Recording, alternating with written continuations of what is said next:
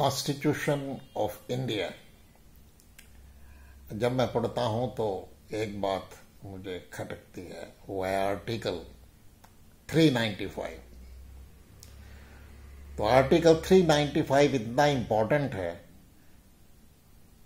कि चर्चा करने वाले इस पे कभी चर्चा ही नहीं करते।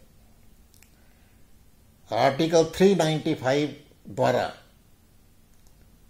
इन्होंने इंडियन इंडिपेंडेंस एक्ट 1947 को स्क्रैप कर दिया, रद्द कर दिया। तो रद्द क्यों किया? ये आर्टिकल 395 यानी 395 में इन्होंने लिखा है कि हम इंडियन इंडिपेंडेंस एक्ट 1947 को रद्द करते हैं। तो भाइयों, इन्होंने अंग्रेजों के सभी बनाए हुए एक्ट तो चालू रखे आजादी के बाद भी, लेकिन इस एक्ट को इन्होंने रद्द क्यों किया? सोचने की बात है। अगर आप इंडियन इंडिपेंडेंस एक्ट 1947 को पढ़ें तो उसमें क्लियरली लिखा है कि भारत को दो हिस्सों में बांटा गया है।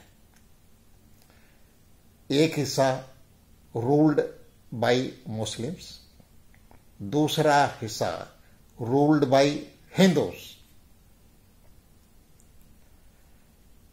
तो क्या किया इन्होंने? एक्ट इसलिए रद्द किया ताकि ये जो बात कि पाकिस्तान बनने के बाद जो हिस्सा इधर है वो हिंदू रूल्ड होगा, इसको डिनाई करने के लिए, यानी कि हिंदुओं को ये हिस्सा भी डिनाई करने के लिए इन्होंने ये एक्ट रद्द किया है।